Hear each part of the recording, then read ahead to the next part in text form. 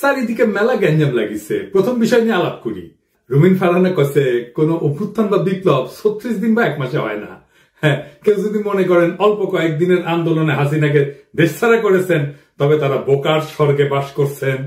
শেখ হাসিনার পালানো বিএনপির 16 বছরের আন্দোলনের ফসল গণবিস্ফোরণে শেখ হাসিনা পলায় গেছে। আন্দোলনকারী বিএনপি করেছে, ঈদের পরে আন্দোলন, আর কেউ করেনি। হ্যাঁ, গুম আর খুন হয়েছে খালি বিএনপির কর্মী, দেশ ছাড়া হয়েছে খালি বিএনপির কর্মী। আমরা খায় না খায় অ্যাক্টিভিজম করলাম, আমরা তো বিএনপি করি না, গল্লিকও খাই না। সমাজ কি তাইলে আমাদের মেনে নেবে? বিএনপির আন্দোলন তো দেখেছেন, দেখেন নাই? গত 10টা বছর 10টা জনসভাও করতে পারে নাই। ঈদের পর আন্দোলন করতে করতে শুনতে শুনতে কান পয়সা খুলে পড়েছে। প্রাণ ভয়ে পুলিশের আক্রমণে দাঁড়াইতে পারে নাই, নিজেরা আবার স্বীকার করেছে। খালেদা জিয়ার বাড়ির সামনে 2টা বালির ট্রাক সরাইতে পারে নাই, আবার আসিছে আন্দোলনের ক্রেডিট নিতে। বিএনপি 16 বছর কেন 1600 বছর ঈদের পরে আন্দোলনের ঘোষণা দিল, হাসিনার ফেলা যেত না। যখন আন্দোলন চলছিল তখন মির্জা ফখরুল কইছে বিএনপির নৈতিক সমর্থন আছে, শুধু সম্পৃক্ততা নাই। হ্যাঁ, শুনেন, আমরা এই আন্দোলনের সঙ্গে কখনোই সরাসরি জড়িত নই, আমরা তাদেরকে নৈতিক সমর্থন দিয়েছি। আর আজ রুমিন ফারহানা বলে বিপ্লব তারাই করেছে, 1 মাসে বিপ্লব হয় না। তাহলে 7ই নভেম্বরে বিপ্লব কেমনে 4 দিনে হইল? নভেম্বরের 3 তারিখ থেকে 7 তারিখ বিপ্লব। রাশিয়ার বিপ্লব কেমনে 10 দিনে হইল? দুনিয়া কাঁপানো 10 দিন, ওই টাইমের উপরে একটা বইও আছে। বিপ্লব ক্ষণস্থায়ী, বিপ্লব অল্প সময় থাকে। বিপ্লব হইতেছে সেই মহেন্দ্রক্ষণ, একটা মাহদীয় সময়, যখন একটা জনগোষ্ঠী তার জাতীয় আকাঙ্ক্ষার সর্বোচ্চ শিখরটা হুট করে ছুঁয়ে ফেলে, বিদ্যুৎ চমকের মতো বা লাফায় ওঠা ল্যাম্পের শিকার মতো। ওই সময় ওই জাতির উপরে আল্লাহর খেলাফত নাজিল হয়, তখন সেই হয়ে ওঠে দুনিয়ায় খোদার খলিফা, বিপ্লবের নায়ক। আর সেই অসামান্য মুহূর্তটাই বিপ্লব। আমরা ভাগ্যবান, আমরা পুরা জাতি ওই মুহূর্তটায়, ওই মহেন্দ্রক্ষণের নায়ক, যার মধ্যে দিয়ে সৃষ্টিকর্তার পবিত্র ইচ্ছা আমাদের জাতির উপরে নাজিল হয়েছিল। এই জন্য এই শহীদের মৃত্যু নাই, তারা সময় আর কালকে অতিক্রম করে যায়। আমি কইছিলাম খোদা তাআলার দয়া ছাড়া বিপ্লবে বিজয়ী হওয়া যায় না। খোদা তাআলার সাহসের আবাবিল পাখি পাঠানো লড়াইয়ের ময়দানে খোদা তাআলার সাথে জনগণের একটা স্পিরিচুয়াল কানেকশন ছাড়া বিপ্লব সফল হয় না। মহাজীবনের ডাক শুনে সবাই, আপনি রুমিন ফারহানাকে বিএনপি কে খোদা তাআলার জায়গায় বসাইতেছেন? নাউজুবিল্লাহ। বিপ্লবের মালিক সৃষ্টিকর্তা, আপনারা না। আপনি বিপ্লবের নায়ক হইলে আপনি মাইকের সামনে চিল্লাইতেন না, অবশ্য ভুলভাল চিল্লান। কইতেছে 18 সালে নাকি বিএনপি নির্বাচন প্রত্যাখ্যান করেছে। শুনেন, আওয়ামী লীগ যখন ভারতের সঙ্গে আঘাত করে 14, 18, 24-এ ক্ষমতা দখল করলো, বিএনপি তখন আকস্মিকভাবে জনগণের পাশে থেকে নির্বাচন প্রত্যাখ্যান করেছে। ওই নিজেই 2018 সালে সংসদে সংরক্ষিত আসনের এমপি ছিল বিএনপির, আবার বিএনপি নির্বাচন প্রত্যাখ্যান করছে। কি কয় না কয় তার কোনো ঠিক নাই। শুধু তাই না, 10 কাঠার একটা প্লট চাই আবেদন করেছিল, যে প্লট পাইলে নাকি চিরকৃতজ্ঞ থাকিবে। দেখেন, এটা প্লটের লোভ সামলাইতে পারে না, সে আবার বিপ্লব করে। হ্যাঁ, খেল খতম হয়েছে, পয়সা হজম। দরখাস্তটা দেখেন, একবার বলে 2/3 মেজরিটি নিয়ে বিএনপি ক্ষমতায় যাবে। শুনেন, আবার বলে বিএনপি নেতা কর্মীদের কন্ট্রোল করা যাচ্ছে না, কেন্দ্রে জানায় কোনো লাভ হচ্ছে না। শুনেন, বিএনপির নেতা কর্মীদেরকে মাঠ পর্যায়ে কন্ট্রোল করা যাচ্ছে না, চাঁদাবাজির সঙ্গে যুক্ত, জমি দখলের সঙ্গে যুক্ত, টেন্ডারবাজির সঙ্গে যুক্ত। আমার এলাকাতে পথধারী নেতারা কেউ মাটি ভরাট করে নদীর উপরে, জমি দখল করে, আরেক উপজেলায় পথধারী নেতারা মামলা বাণিজ্য করে। তো কন্ট্রোল করা তো যাচ্ছে না। কেন্দ্রে খবর পাঠানো হয়েছে, কেন্দ্র কোনো অ্যাকশন নেয় নাই। তো বুঝছেন তো, বিএনপি ক্ষমতা এসে কি করবি? আচ্ছা, ওরা ছেড়ে দিই, বাচ্চা মেয়ে কি কইতে কি কয় ঠিক নাই, আপনারাও ছেড়ে দিয়েন। ফাহাম দেশে গেছিল, আপনারা মনে হয় অনেকেই জানেন যে ফাহাম মির্জা ফখরুল ভাইয়ের মেয়ে জামাই। তো আমি অত্যন্ত পছন্দ করি ফাহামকে ব্যক্তি হিসেবে, ভেরি চার্মিং পার্সোনালিটি। এই ফ্যাসি বিরোধী লড়াইয়ে তার অসামান্য ভূমিকা ছিল। সে আরবান এলিট যুবক তরুণদের এই লড়াইয়ের জন্য তৈরি করছে, সে একাই। আমি ভালো কথা বলে ফেললাম না। হ্যাঁ, বাংলাদেশে কারো সম্পর্কে ভালো কথা বলা খুব মুশকিল। যারা ফাহামকে পছন্দ করেন না তারা গালাগালি করতে পারে, আর যারা ফাহামকে পছন্দ করে তারাও গালাগালি করবে যে ও আসিছে এবার ফাহামের জনপ্রিয়তা দিয়া তোমার পয়েন্ট বাড়ানোর জন্য, পয়েন্ট খাওয়ার জন্য আসিছে। আর যদি কখনো ফাহাম গ্যাঞ্জাম করে, অ্যান্টি পিপল স্ট্যান্ড নেয়, তখন এসে বলবে দেখেছেন, খুব তো তখন প্রশংসা করেছিলেন। যাই হোক, এটা বলে রাখলাম যে ফাহাম আমার এলাই না, এখন রাজনৈতিক মিত্র না। কারণ ফাহাম বিএনপির যে স্ট্যান্ড নিছে, যেটা আপহোল্ড করে, সেটা করেও সম্পর্ক রাখা যায় ভিন্ন মতের মানুষের সাথে, কিন্তু ফার্ম সেটা রাখবে না বলে সিদ্ধান্ত নিছে, এটা কোনো সমস্যা নাই, অ্যাবসলিউটলি ফাইন। ফার্ম সম্পর্কে এত কথা বললাম যে আমাকে তাকে রেফার করে কথা বলতে হবে, সেই জন্য বলে নিলাম আর কি। কারণ সেও বলছিল যে এই লড়াইয়ে যারা ছিল তারা তার ভাই ব্রাদারটা বলছে, তো সেটা আমার তরফ থেকেও এখন এটা বলে না ওটা ভালো। তো ফান দেশে গেল, সেই সময় ছাত্রদের নিয়ে বলছিল সম্ভবত একটা টিভি শোতে যে ছাত্ররা বিএনপির সাথে এলাই করলে ভালো করবে, এটা তাদের বেটার সিকিউরিটি দেবে।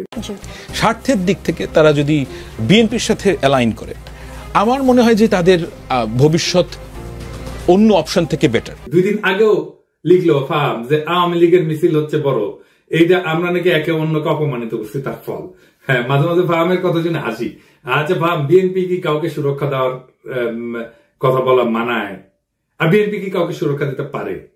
দিছে কখনো? এইসব ক্ষমতা কি বিএনপির আছে না ছিল? ক্ষমতা জিনিসটা কি, সেটা কিভাবে তৈরি হয়? বিএনপির যদি কাউকে সুরক্ষা দেওয়ার হিম্মত থাকতো তাহলে জিয়া তো নিহত হয় না, ইলিয়াস আলী গুম হয় না, সালাউদ্দিন চৌধুরী ফাঁসিতে যায় না, তারেক রহমান নির্বাসনে যায় না, বালুর ট্রাক ফেলা তার খালেদা জিয়াকে আটকাই দিতে পারে না।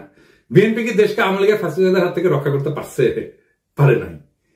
বাংলাদেশের সবচেয়ে বড় রাজনৈতিক দল হয়েও অগাস্ট বিপ্লবের নেতৃত্ব দিতে পারে নাই। এই বিএনপি আগামীতে ক্ষমতায় যাইতে পারে, কিন্তু এই ক্ষমতা সে রাখতে পারবে না, কারণ ক্ষমতা বিষয়টাই সে বুঝে না।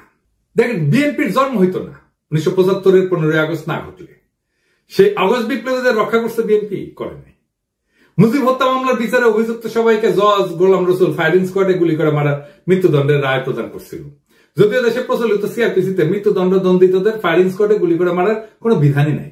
সংসদে এই অপকর্মের বিরুদ্ধে সেদিন 120টা আসন নিয়েও বিএনপি কোনো বিরোধিতা না করে মুখে কুলু পাইতে চুপ করে বসেছিল। তাই বিএনপি কাউকে রক্ষা করতে পারবে না, করবে না, সে ক্ষমতা নেই। বিএনপি ক্ষতি করতে পারবে, সেটাই আসল ক্ষমতা। রক্ষা করতে পারাটা রাজনৈতিক ক্ষমতা না, বরং ক্ষতি করতে পারার হিম্মতটাই রাজনৈতিক ক্ষমতা। আমি এই প্রসঙ্গে বিস্তারিত আলাপ করছি আগের এপিসোডে। বিএনপি আওয়ামী লীগের মিছিল করে দিচ্ছে, হ্যাঁ বা বেশ, এইভাবে তারা আওয়ামী লীগকে বাঁচাই রেখে জনগণকে ভয় দেখাইতে চায়। বিএনপি ক্ষমতায় আসার আগেই দলটার নেতা কর্মী এবং তাদের আত্মীয় স্বজনরা আওয়ামী লীগের রাজনৈতিক স্বার্থ রক্ষার জন্য কতটা মরিয়া হয়ে উঠছে, এ খবর পড়লেই সেটা বুঝতে পারবেন। আওয়ামী লীগকে যারা রুখে দিতে পারবে তারাই আগামী বাংলাদেশের নেতা হবে। বিএনপি রুখতে না চাইলে তো মাঠ ফাঁকা থাকবে না। বিএনপি প্রাণ ভয়ে রাজপথে 28 অক্টোবর দাঁড়াইতে পারে নাই, তার জন্য কি বর্ষা বিপ্লব থামেছিল? ছিল না।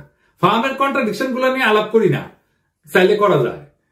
ফার্ম কইতেছে 71 একটা রেড লাইন, এই রেড লাইন ক্রস করলে বাংলাদেশের রাজনীতি করা যাবে না। এই জন্য নাকি জামাত মেইনস্ট্রিম হইতে পারে নাই। আজিব বাত। বিএনপি কি 71-কে ওন করে? সে নিজে কি ফার্মকে নিজে বাঙালি জাতীয়তাবাদকে ওন করে? ফার্ম তো নিজেই নিজেকে হিন্দুস্তানি মুসলমান বলছে। দেখেন, আমি নিজেকে বাঙালি মনে করি না, আমি নিজেকে হিন্দুস্তানি মুসলমান মনে করি। ফার্ম কি ধর্ম নিরপেক্ষতা মানে?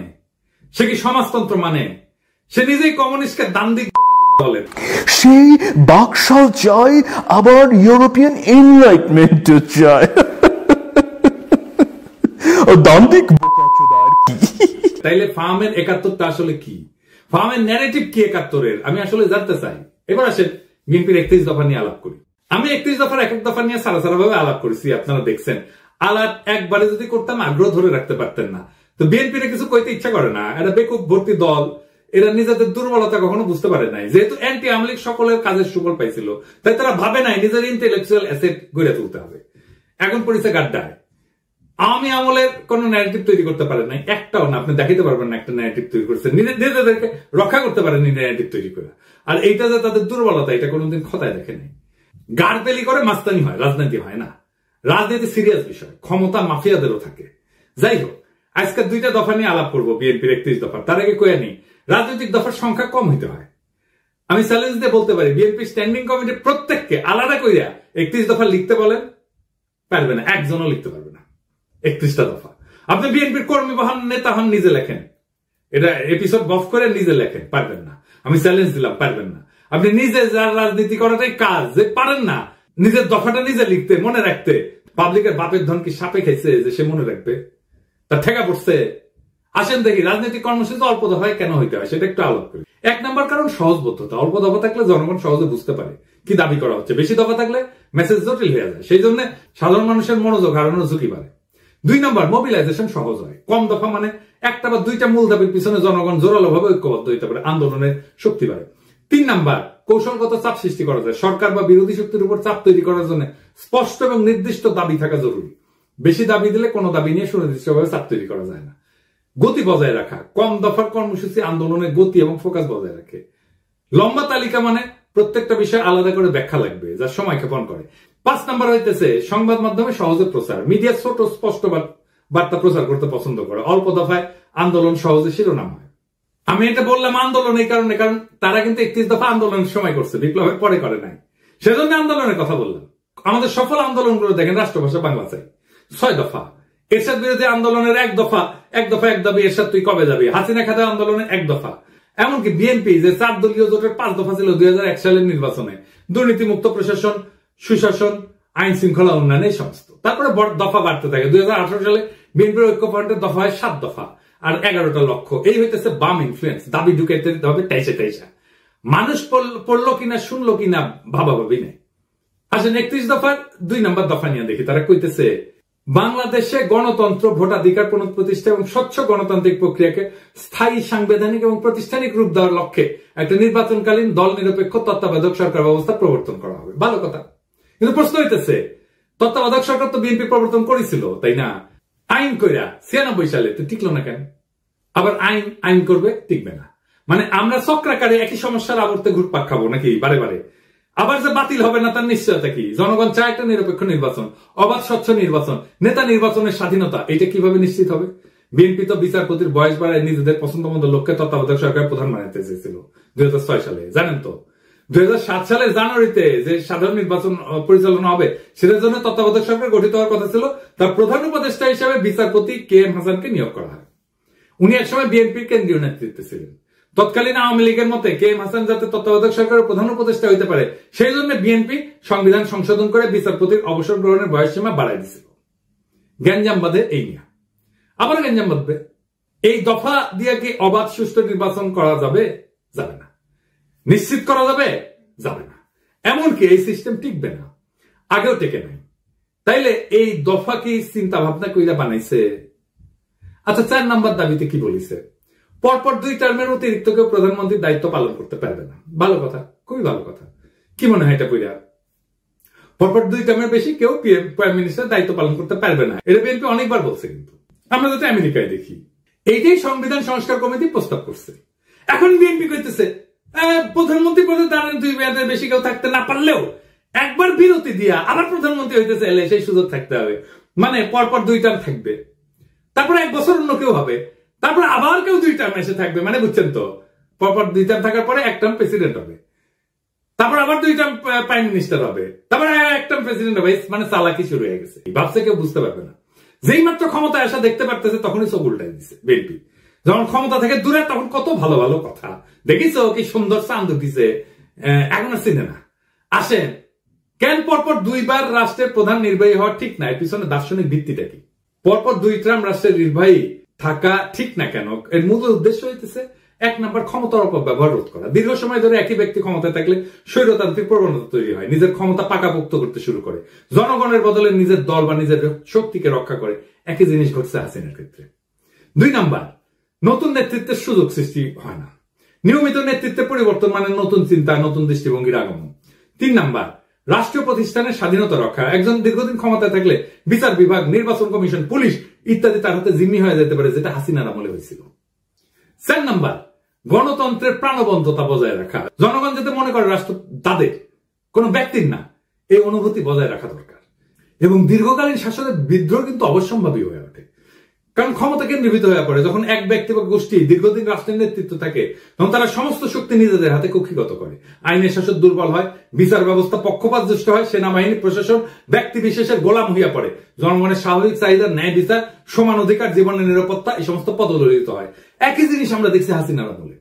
দেখেন, এই যে ঘটনা, এটা তাত্ত্বিক ভিত্তি কি যে কেন প্রধান নির্বাহী বেশি দিন থাকতে পারবে না? তাত্ত্বিকভাবে এটা দাঁড়ায় আছে কয়েকটা বড় চিন্তার উপরে। 1 নম্বর হচ্ছে ডেমোক্রেটিক রোটেশন, বা এটাকে বলা যেতে পারে গণতান্ত্রিক চক্র।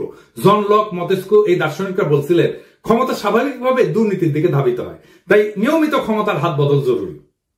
আরেকটা তত্ত্ব হচ্ছে ন্যাচারাল ডিকে অফ পাওয়ার, মানে ক্ষমতার স্বাভাবিক ক্ষয়। টকভিল উনি বলছেন একজন নেতা যত বেশি সময় ক্ষমতায় থাকে তত সে জনগণের আসল চাহিদা থেকে বিচ্ছিন্ন হয়ে পড়ে। আর 3 নম্বর হইতেছে জেনারেশনাল রিনিউয়াল, নতুন প্রজন্মের আবির্ভাব তত্ত্ব। রাষ্ট্রের সেবা করার সুযোগ নতুন নেতৃত্বকে দিতে হবে, না হইলে রাষ্ট্র সময়ের সাথে সাথে পিছায় যাবে। যদি একজন নেতা 2 মেয়াদে চালায় যায়, তারপর 1 টার্ম বিরতি নিয়ে আবার প্রার্থী হয়, তাহলে মূল উদ্দেশ্য ব্যাহত হয়। কেন ব্যাহত হয়? 1 নম্বর, ক্ষমতার নেটওয়ার্ক নষ্ট হয় না, যেটা তৈরি হয়েছিল। যে নেতা টানা 2 মেয়াদ চালাইছে, তার সময়কালে প্রশাসন, বিচার বিভাগ, পুলিশ, মিডিয়া, ব্যবসায়ী গোষ্ঠী সব স্তরে স্তরে অনুগত এক ধরনের নেটওয়ার্ক তৈরি হয়। একটা বিরতিতেও এই নেটওয়ার্ক বেঁচে থাকে, সক্রিয় থাকে। এখন দেখতেছেন না, এখনো হাসিনার লোকজন প্রশাসনে আছে। তো উনি যখন আবার প্রার্থী হয়, এই শক্তিগুলো তাকে সুবিধা দেয়, ফলে নতুন প্রতিদ্বন্দ্বিতা বা নতুন নেতৃত্বের সুযোগ প্রকৃত অর্থে হয় না। 2 নম্বর, জনগণের মনস্তত্ত্ব পাল্টায় না। নেতার ব্যক্তি পূজা বা জনপ্রিয়তার মিথ ভেঙে যেতে সময় লাগে। মাত্র 1 মেয়াদের বিরতি তা ভাঙার জন্য যথেষ্ট না, ফলে পুরনো প্রভাব বজায় থাকে। মানুষ মনে করে ওই লোকটাই আবার ফিরে আসবে। 3 নম্বর, প্রশাসনিক নিরপেক্ষতা থাকে না। নির্বাচন কমিশন, পুলিশ, সরকারি যন্ত্রপাতি তাদের পুরনো বসের জন্য অপেক্ষায় থাকে, ফলে নির্বাচন প্রতিযোগিতামূলক হয় না, গণতন্ত্র দুর্বল হয়। 4 নম্বর হইতেছে, নতুন প্রজন্মের নেতৃত্ব বাধাগ্রস্ত হয়। যখন পুরনো নেতা আবার ফিরে আসার সম্ভাবনা রাখে, তখন নতুন নেতৃত্ব উঠে আসতে ভয় পায় বা বাধাগ্রস্ত হয়। গণতন্ত্রের নবায়ন থেমে যায়। তত্ত্বে যতই বলা হোক না কেন, অনেক রাষ্ট্রনায়ক নিয়ম ভেঙে আজীবন ক্ষমতা ধরে রাখার পথ তৈরি করছে। সবচেয়ে উল্লেখযোগ্য 2টা উদাহরণ দিই। ভ্লাদিমির পুতিন টানা 2 টার্ম শেষ হওয়ার পর উনি সংবিধান অনুযায়ী প্রেসিডেন্ট হইতে পারতেন না, তাই নিজের ঘনিষ্ঠ দিমিত্রি মেদভেদেভকে প্রেসিডেন্ট করে নিজে হয় প্রধানমন্ত্রী, কিন্তু রাশিয়া প্রকৃত ক্ষমতা নিজের কাছেই রাখে। 2012 সালে আবার প্রেসিডেন্ট হয়, পরে সংবিধান সংশোধন করে তার মেয়াদের সীমাটা মুছে দেয়। এখন পুতিন 2036 সাল পর্যন্ত প্রেসিডেন্ট থাকতে পারবে, অর্থাৎ প্রায় 4 দশক ধরে। এর ফলাফল কি হয়েছে? রাশিয়া গণতন্ত্র থেকে দূরে সরে গেছে, বিরোধী নেতারা নিশ্চিহ্ন হয়ে গেছে এবং ব্যক্তিকেন্দ্রিক একনায়কতন্ত্র তৈরি হয়েছে। শি জিনপিং, চীন প্রেসিডেন্টের জন্য 2 মেয়াদের সীমা ছিল 5-5-5 10 বছর। শি জিনপিং 2013 সালে প্রেসিডেন্ট হয়। 2018 সালে চীনের কমিউনিস্ট পার্টি সংবিধান পরিবর্তন করে 2 মেয়াদের সীমা তুলে দেয়। এখন শি জিনপিং আজীবনের জন্য প্রেসিডেন্ট থাকার পথ খুলে দিয়েছে। এর ফলাফল কি? চীনে ব্যক্তির চেয়ে পার্টি বড়, এই নীতিগতভাবে লঙ্ঘন করছে। আর চীনে গণতান্ত্রিক কোন নির্বাচন নাই, মত প্রকাশের স্বাধীনতা কঠিনভাবে নিয়ন্ত্রিত। ফলে যখন 2 টার্মের নিয়ম ভেঙে ফেলা হয় বা কোন ছিদ্র রেখা, ক্ষমতা ধরে রাখার রাস্তা রাখা হয়, তখন গণতন্ত্র দ্রুত দুর্বল হয়ে পড়ে, রাষ্ট্র ব্যক্তি কেন্দ্রিক হয়ে যায় এবং জনগণের স্বাধীনতা কাগজে কলমে সীমাবদ্ধ হয়ে পড়ে। আমি মাঝে মাঝে চুপচাপ হয়ে বসে থাকি, ভাবি যে যদি 2028 সাল পর্যন্ত আওয়ামী লীগ থাকতো কি হইতো? নির্বাচনের নাম উচ্চারণ করলেই নীল সাদা ভাই নিশা দাঁড়াইতো দোরগোড়ায়, ঠান্ডা গলায় বলতো চলেন। তারপর বাকিটা একটা কালো গল্প, যার শেষ পাতায় রক্তের দাগ। লুৎফুজ্জামান বাবর কারাগারের ঘুপসি কোণে চোখ তুলা পাখিদের উঠতে দেখতেন আর ভাবতেন তারা এখনো উঠতে পারে, অথচ আমি। সালাউদ্দিন আহমেদ শিলংয়ের আকাশে হাত তুলতেন, এই নীল কি ঢাকার মতো, নাকি আমি বদলে গেছি? খালেদা জিয়া এখন অন্তরীণ থাকতেন। রিজভী ভাই কোলাপসেবল গেটের পিছনে মাফলার গলায় দিয়া হাতে গোনা কয়েকজন কর্মী নিয়ে শীতের মধ্যে ঠকঠক করে কাঁপতেন, ওটাই ওনার রাজনৈতিক কর্মসূচি হয়ে থাকতো। আর রায়নগর, ওইখানে নাম ঝুলতো শত শত মৃত স্বপ্নের, ভুলে যাওয়া মানুষের, যারা একদিন হাঁটতো, হাসতো, স্বপ্ন দেখতো, তারপর চুপ হয়ে যেত। আমরাও চুপ হয়ে যেতাম, চুপচাপ বাজারে যেতাম, চুপচাপ অতি মূল্যে অল্প কিছু ডিম কিনতাম, সবজি কিনতাম, আর মাছ মাংস দেখে হাত পিত্তেশ করতাম। চুপচাপ আয়নায় তাকায় ভাবতাম, এটা আমার মুখ না, আমি কোথায় হারালাম? ঠিক তখন কিছু সাহসী তরুণ উঠে দাঁড়ায়, তারা বলে এমন জীবন চাই না। তারা বাতাসে ছড়ায় দেয় আলো, আমরা গলা ছেড়ে কাপা কাপা স্বরে ওদের দেখে পথে নেমে আসি, সাহস নিয়া বলি আমরা ভালো নাই। কিন্তু আজ আমরা বলি ওদের হটাও, ওরা রাজনীতি করে ফেলছে, ওদের রক্ত আজকে পথের ধুলা, ওদের কান্না আজকে নীরব শোক। আমরা চিৎকার। আওয়ামী লীগের মিছিল বড় হচ্ছে এই জন্য না যে কেউ কাউকে অপমান করছে আর অভিমানে রাজপথ ছেড়ে দিছে তাই আওয়ামী লীগ মিছিল করতেছে, না তা না। বাংলাদেশে বিএনপি বা জামাত বা ছাত্রদের এনসিপি গ্রিন সিগন্যাল ছাড়া আওয়ামী লীগের বাতের ক্ষমতা নাই মিছিল করে। আওয়ামী লীগ বিএনপির আশকারা পাইয়া মিছিল করতেছে না, শুধু এখনই নির্বাচন চাই, ডিসেম্বরেই চাই, এখনই চাই। দেশ যে ভালো চলতেছে এটা কেউ দেখে না। রিজার্ভ বাড়তেছে, দুর্নীতির টাকা ফিরতেছে, সংস্কারের বাতাস লাগছে, কিন্তু এই খবর কারো কানে ছয় না। একটাই আমাদের পিপাসা এখন, ক্ষমতা আর ক্ষমতা। আলোর এই লড়াই কখনো সহজ ছিল না। আলোর জন্য যারা পথে নামে তাদের পা রক্তাক্ত হয়, তাদের চোখে জল জমে, তাদের গলা রুদ্ধ হয় কান্নায়, কিন্তু তবু তারা হাঁটে কারণ তারা জানে পিছায় গেলে চিরকাল হারায় যেতে হবে। আজ যারা রক্ত দিচ্ছে, যারা ভয়কে পিছনে ফেলে আগাইছে, তাদের নাম ইতিহাসের পাতায় লেখা থাকবে। আজকে যারা কাঁদতেছে, মিথ্যা বলতেছে, তারা কেবল হারায় যাবে বিস্মৃতির ধুলায়। বিপ্লব কখনো সংগঠিত হয় না বক্তৃতায়, বিপ্লব জন্ম নেয় নির্ভীক হৃদয়ে, তপ্ত রক্তে। আমরা সেই রক্তের উত্তরাধিকার, আমরা হারবো না। তারা ভাবছিল আমরা ভয় পাবো, তারা ভাবছিল আমরা হাইরা যাব, তারা ভাবছিল আমরা মুখ নিচু কইরা ঘরে ঢুকে যাবো, কিন্তু তারা ভুল করছে। আমরা পিছু হটিনি, আমরা সামনে আগাইছি, আমরা থামিনি, আমরা ঝড় তুলছি, আমরা চুপ থাকিনি, আমরা স্লোগানে মুখর করছি রাজপথ। আজ যারা ধোকা দিচ্ছে, ইতিহাস তাদের মুখ চিরকাল ঘষে মাটিতে ফেলে রাখবে। আজ যারা দাঁড়াইছে, ইতিহাস তাদের মাথায় তুলে নেবে। আজ আকাশ ভেঙে পড়ুক, সমুদ্র ফেটে যাক, আমরা পিছু হটবো না। আমাদের জয় হবে ইনশাআল্লাহ। ইনকিলাব।